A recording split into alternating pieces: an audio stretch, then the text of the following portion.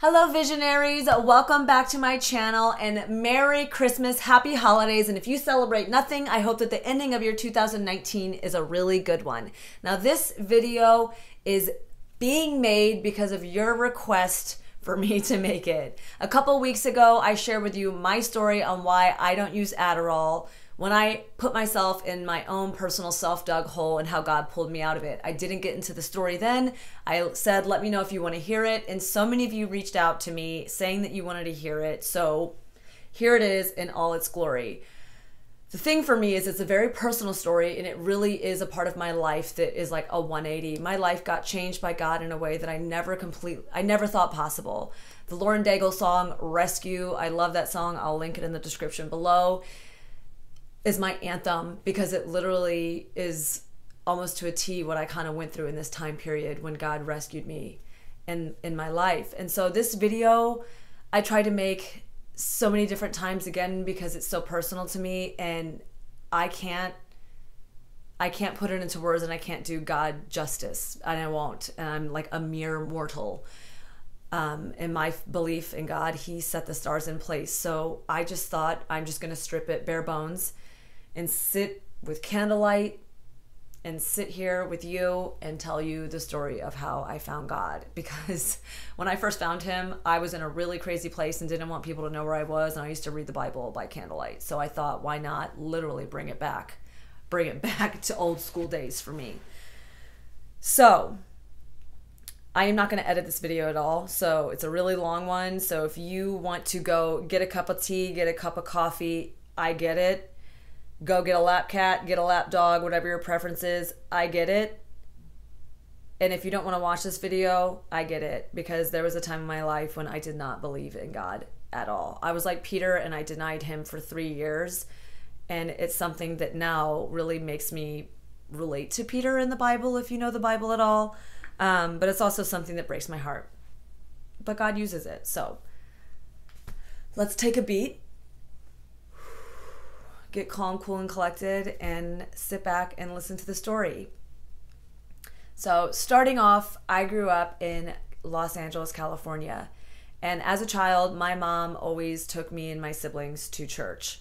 My dad didn't always go, and not all of us always went, but we were always going. It just wasn't always consistent, but it was definitely a part of my memory bank as a kid. One thing's for sure is I loved God. I just loved Him, had just a childlike faith for Him, just no question He was real. Loved going to Bible study, never got the answers correct, was always confused of who Bible character was what. I don't know. My ADD brain was just all over the map. I just knew I loved the vibe there. Going to summer camps, I would shamelessly invite my friends to summer concerts, just didn't really consider it a thing to be embarrassed about or shameful of. I was shameless for God. Let's just say that.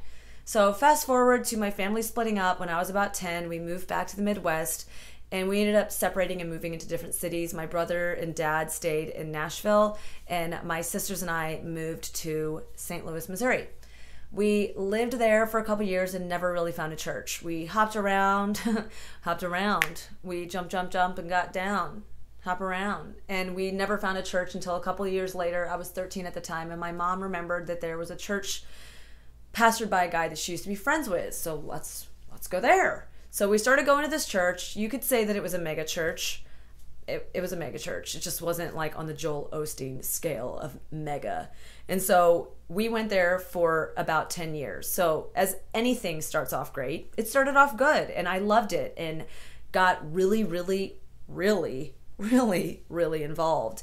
It was my life. I had my school friends and I had my church friends, but it created a bubble culture within the fact that St. Louis was also a bubble city, and the town of the church was a bubble town. And it was like, it was a small world that I kind of created for myself.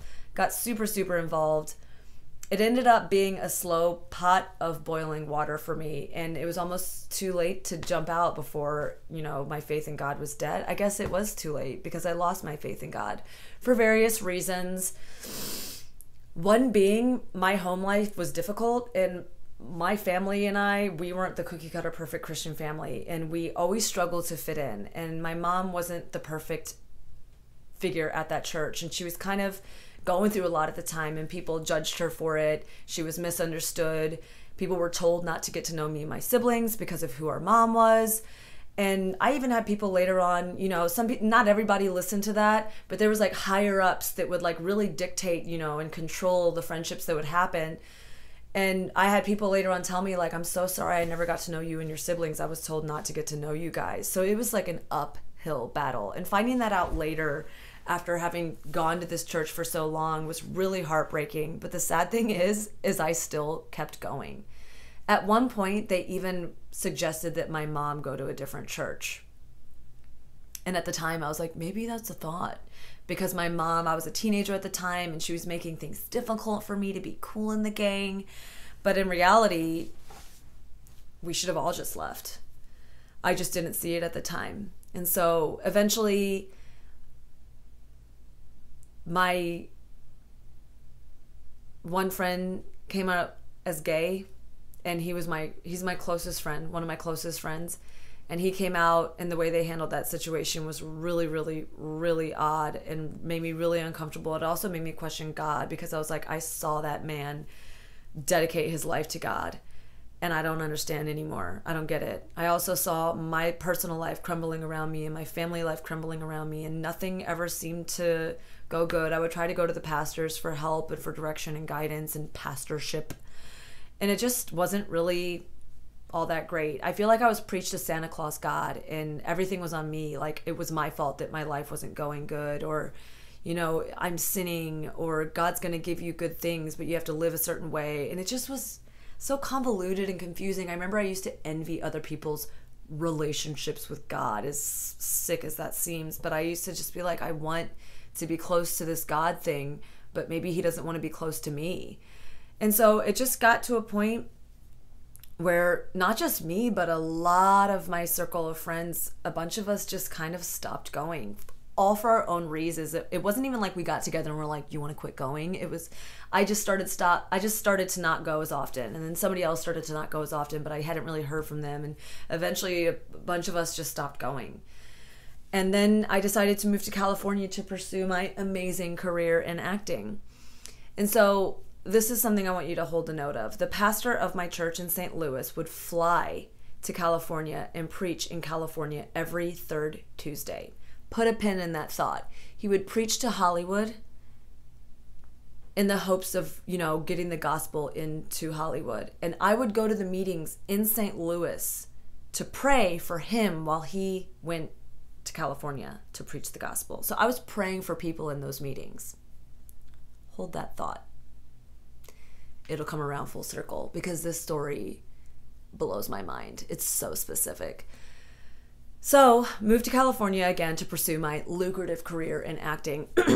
Only made $75. I mean, I was an extra and I made money that way, but anybody can be an extra. It's not really that hard.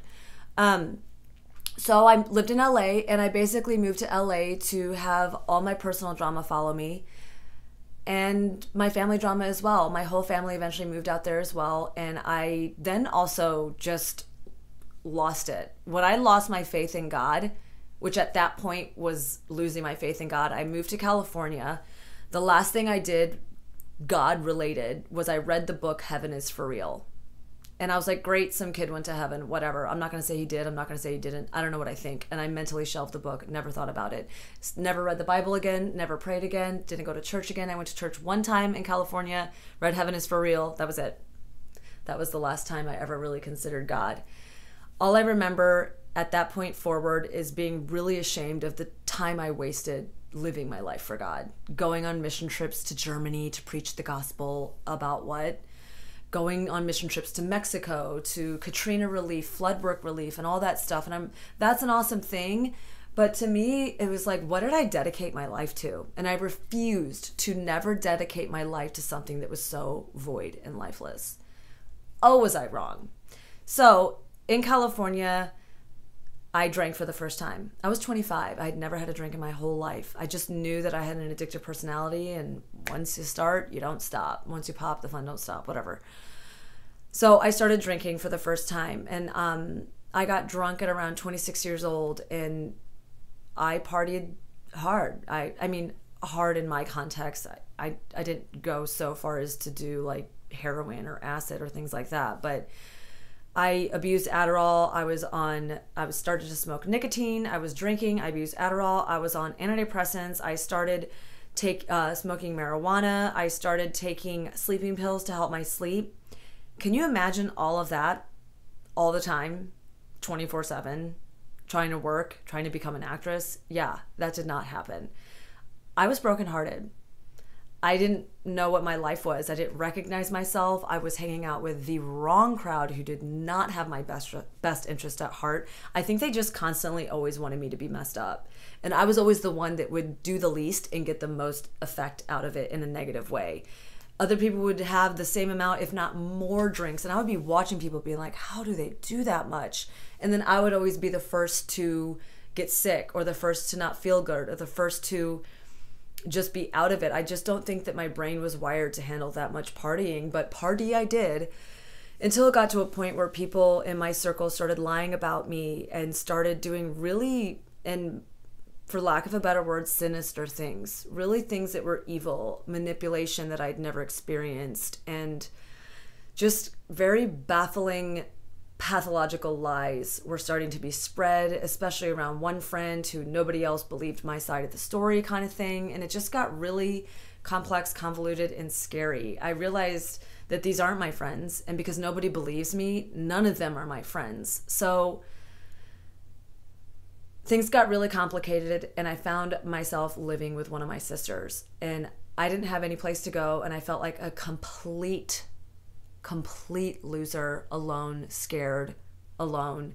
Nobody understood what I was going through, because even my sisters didn't feel like they knew me anymore, because I had become unrecognizable.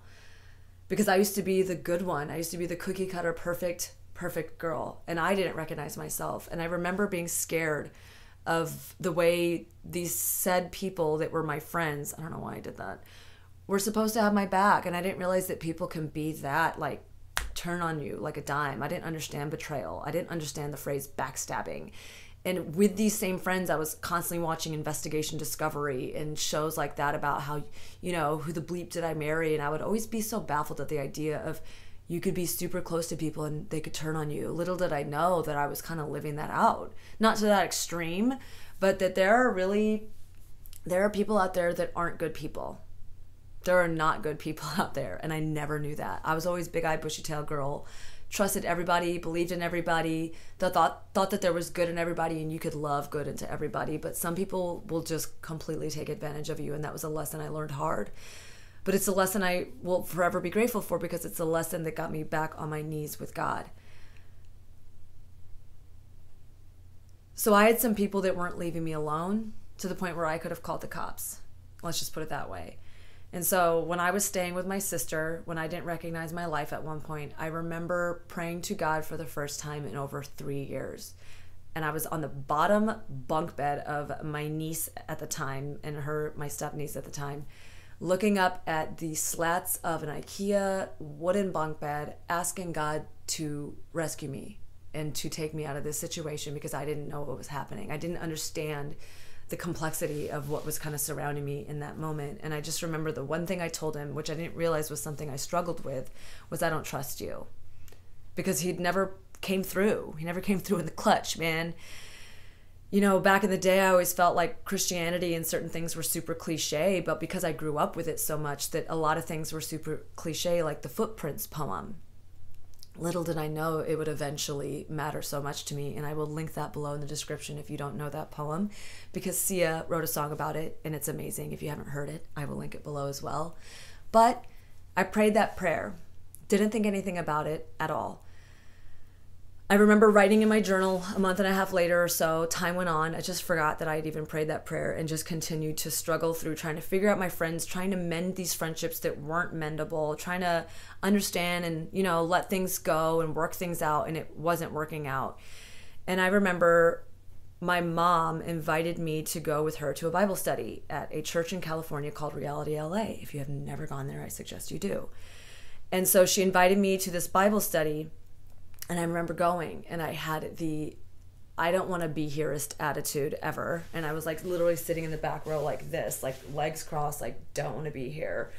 but I so wanted to be there. I was so scared and fearful and lonely and confused and like a child, and my life had just fallen like all around me. And my mom, of all people, who I felt like had just, you know, created some messes in my past, I wanted to be like where everybody knows my name. Kidding. I just wanted help. I didn't know how to ask for it, because I also didn't want to ask for help from my mom. I didn't want her to be able to be right, you know, told you so, all the friends I was hanging out with and thinking I was too cool for school. So I go to this Bible study, and I don't remember anything about it at all still to this day, other than my mom, of all people, says, heaven is for real. They turned it into a movie. And that was like, my ears perked up, and I was like, oh, really? And I was like, I thought it was a documentary maybe. And they were like, no, like an actual movie. And I was like, oh, wow. And I held that in my heart. And like a couple days later, things were just coming to a head. And I just remember the anxiety of being home because certain people knew where I lived. It was overwhelming me so much. And I remember at that point I had started seeking God out. And I remember watching the Bible TV show created by the people that made Survivor. I watched that show. And in the beginning of the word, no, in the beginning was the word, and the word was God. No, in the beginning of the show, in the intro, it shows Noah's Ark, and I remember that was in the theater. And I remember Heaven is for Real was in the theater, and I looked up the theater times. Heaven is for Real started way later, and I was like, fine, I'll just go see Noah first. It's God related. I just was desperate for God, even though he wasn't showing up, and he wasn't, you know, rescuing me. I just wanted to be around the idea of like a comfy blanket. And it was kind of like going back to my past. And I was afraid to go back to that though. So I very much so felt like I was in a rock and a hard place, because I didn't want to go to my friends. I didn't want to go to my family. I didn't want to go to God. But at the same time, that was the one place I kept finding myself turning. And so that night, after watching that TV show, I wasn't even done watching it. I just closed my computer. I texted one of my sisters where I was going to be. And I said, I'm going to the theater. I want to be alone. I'm leaving my phone at home though. I didn't want anybody to be able to contact me. Like people were I had so much anxiety I can't explain. People weren't leaving me alone. And again, like to the point where I could call the cops, like stalker stuff, crazy stuff. And so I texted my sister where I was gonna be, and I biked to the theater, sobbing the whole way, like literally like one hand on the handlebar, like wiping tears, crying my face off. Go into Noah, and I hated it. I believe Russell Crowe was in it, Emma Watson was in it. I just remember wanting Noah to die, and not in the normal way he dies, just like somebody kill him, just be done with him. But I just remember having anxiety and wanting to leave the theater because I really wanted to see Heaven is for Real. That was the real movie I wanted to see, but the idea of staying home was too much for me, and the idea of not being at a theater or somewhere. So I just wanted to be close to God. And so when Noah was over, I remember leaving, and I saw that the people, I wanted to sneak into Heaven is for Real, but the people that were about to clean the theater that emptied out Noah, they were all lined up, just standing there like guards, waiting to clean the theater out. And I was like, oh, like I can't sneak into Heaven is for Real because the theaters were right next to each other. It would have been so obvious. And so I had to go down these escalators, and I'm literally like 5 escalators down, and I literally out loud go, I don't want to go home. And I turned around and walked up the wrong way on the escalator and just walked my butt right into Heaven is for Real and sat down in the front row in the handicap spot. They didn't say anything, and I was just so grateful to have been in that movie theater. I just remember it was such a cheesy, cliche Christian movie, and I loved every minute of it. And I was crying so hard throughout the whole movie. And behind me was a sea of people. That's a strong word. There was a group of people, but there was about 25 of them. In my heart, I knew they were Christians, because who goes and sees a Christian movie other than Christians? And having been a Christian, I knew they're probably all Christians, and I really wanted them to leave me alone. At one point, I remember a girl walked by. She was wearing a long black dress with cut-off sleeves, short, and then her shoulders were showing. And she was very pretty. She just looked like a normal person, unlike the people that I'd been hanging out with, but she saw me crying. My beet red face. Like, my face gets really beet red to the point where people have told me I'm allergic to crying, which is, I mean, not true. And that was when I was a kid, when your face is extra beet red. So anyways, I was a hot mess, and she saw me crying, and I literally was just like, oh gosh, like I do not want people coming up to me. But I was in like a solitary handicap spot. I don't know if that was foreshadowing to the fact that eventually I'd break my foot and be handicapped again. So anyways, wow. She goes and sits in her seat. movie continues on.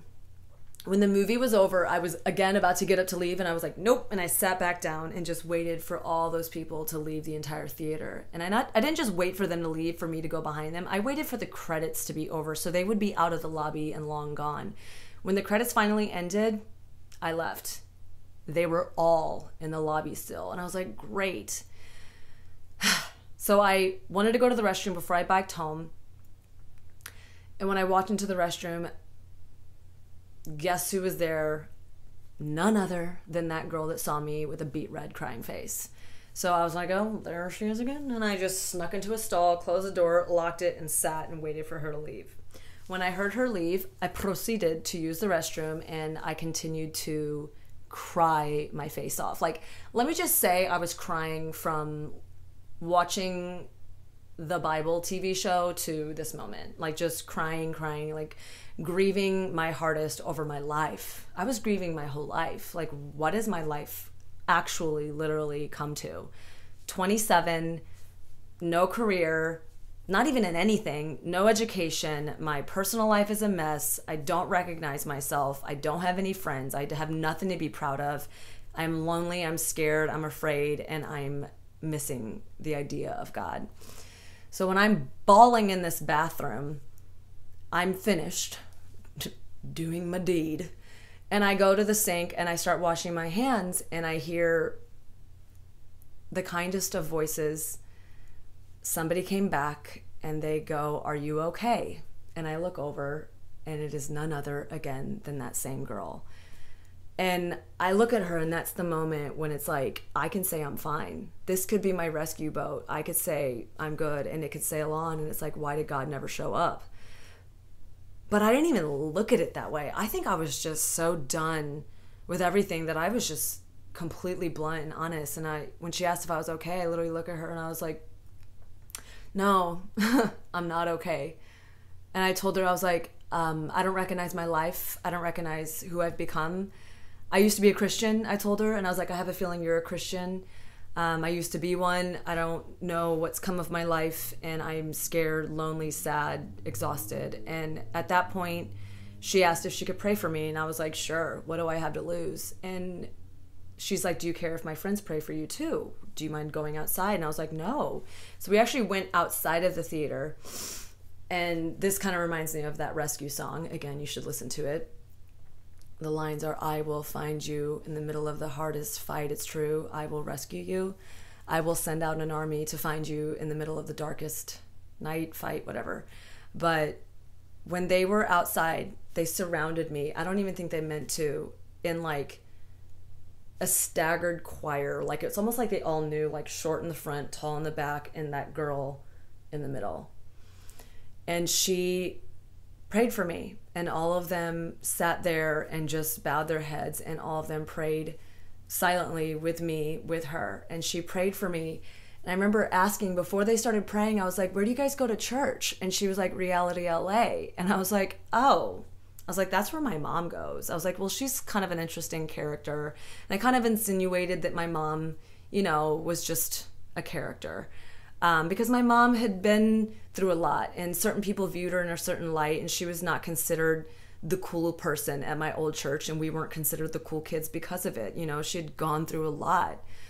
Her life was no joke. She was considered the crazy lady by some, but she's not. She actually makes complete full and utter sense, and she's an amazing human being. Hey, Mom.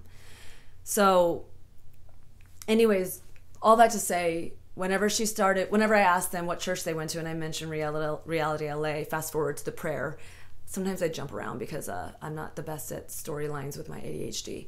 So anyways, when she was praying for me, I remember her saying, and this is important, so that's why I had to clarify.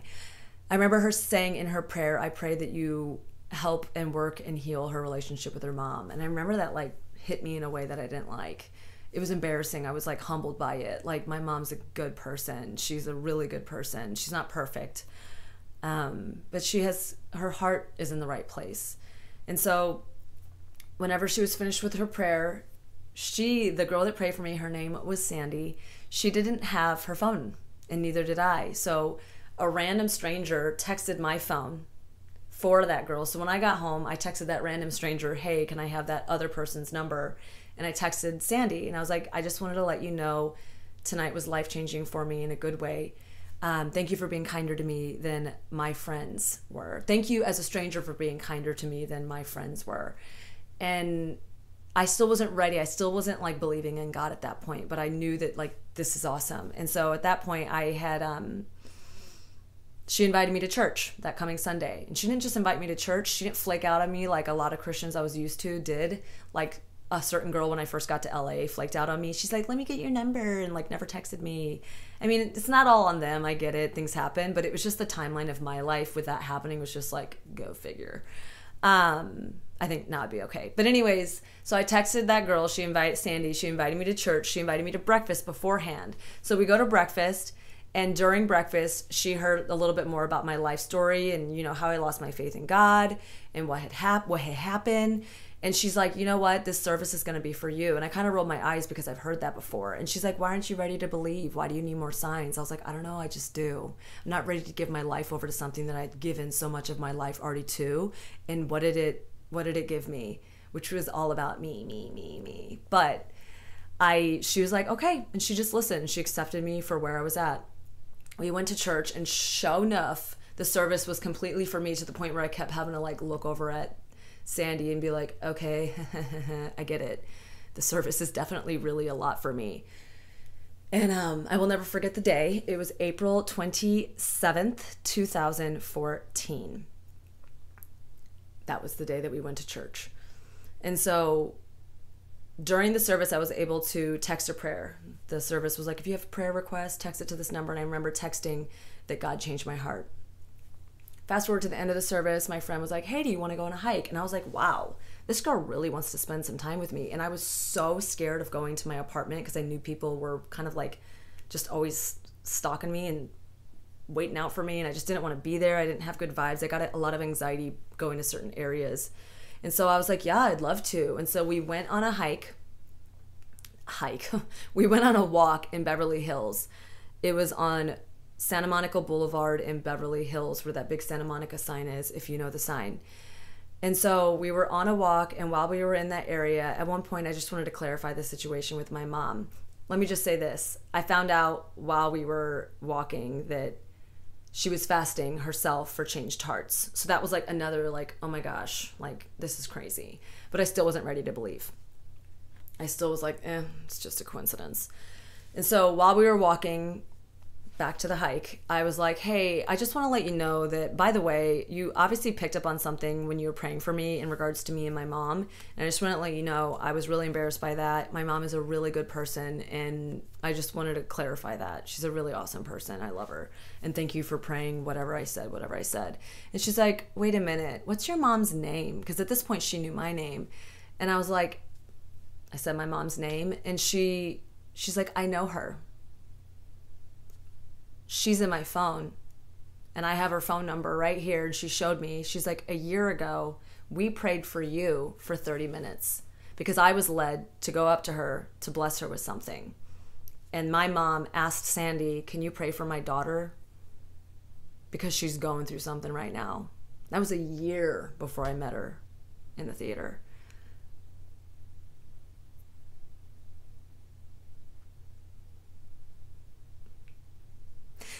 That was whenever I was over the moon.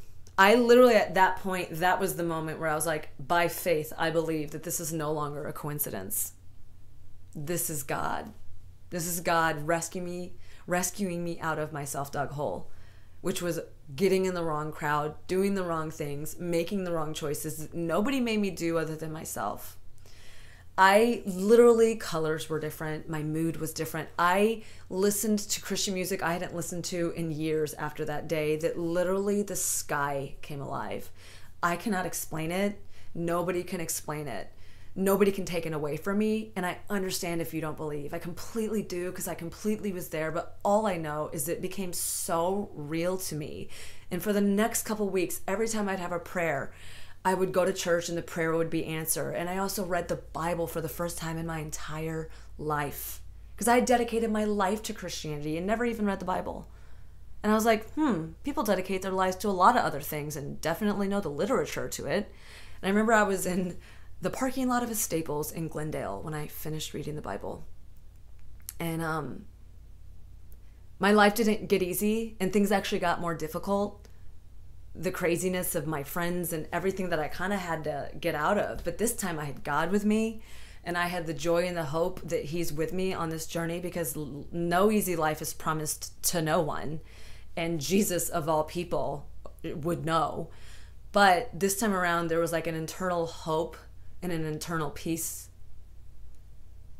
and an internal joy that I had that nobody to this day can take away from me, because nobody to this day can explain and understand and experience what I experienced, because I remember praying those prayers. I remember hoping that something would change.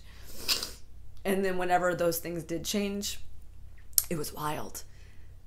And I feel like God was like, and just in case you want to ever doubt, just in case, I'm going to have this Sandy girl invite you to Third Tuesday meetings in California, because Sandy was an actress and was like, hey, do you want to go to this Third Tuesday meeting where this pastor from St. Louis comes and preaches to actors and actresses and people in Hollywood? And I was like, wait a minute. So you're telling me that, how long have you been going to these meetings? She'd been going to these meetings since before I started praying for them and going to them in California or St. Louis. So it's like, you're telling me that you're going to invite me to my old church's pastor meeting in California that I used to go and pray for you? So who prayed for who first? Did I pray for Sandy first before she prayed for me first?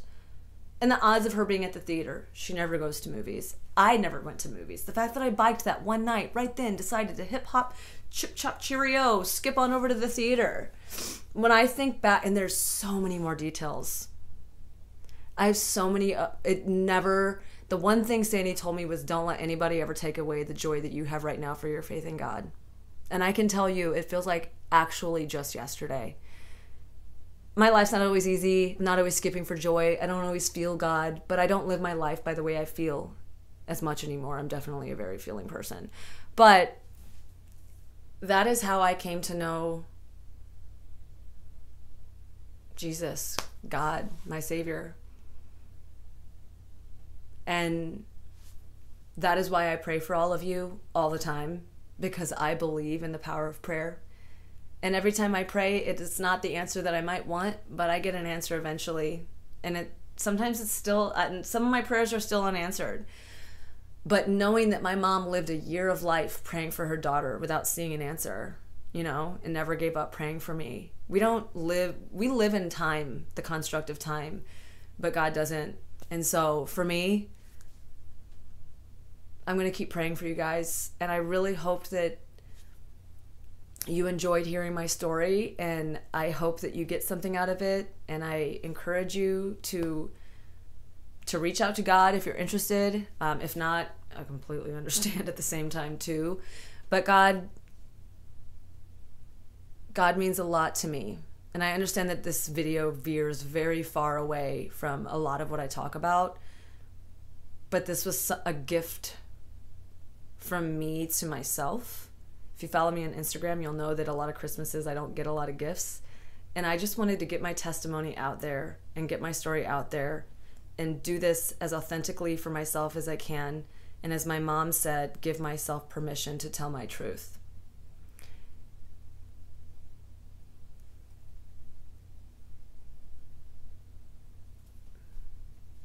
That is it. I'm praying for all of you. I pray for all of you all the time. So I hope that if you watch my channel, that you get something good out of it, regardless of what it is. Seriously, I just want to share with the world my life, my joys, my hopes, my dreams, my concerns, my worries, my thises, my that's. I just want to bring light to the world, and I want to reach the world, and I love the world. I love hearing from people in Japan and Nigeria and the Netherlands and Australia and South America. I think it is a wild time that we live in, and I'm really grateful to each and every one of you. And I really pray right now, I pray for all of you that you find a vision for your life and that you go after it with all your heart. And I pray for that in Jesus' name. And I hope all of you have a wonderful December 25th, whatever that means for you. And I will talk to you next time, and I will see you next Wednesday. Let me know what you thought about this story in the comment section below. And I will be linking some of my other favorite testimonies of other amazing stories, because I love hearing people's testimonies of how they found God. So I will be linking those below. But again, let me know what you thought of this video. Give it one big thumbs up if you like it. Don't forget to subscribe to my channel and to click that little gray bell to be notified the moment I upload another video every Wednesday. I think I repeated myself, but that's okay, because this is a one cut, one done, thank you ma'am. So I will see you next time. Bye-bye.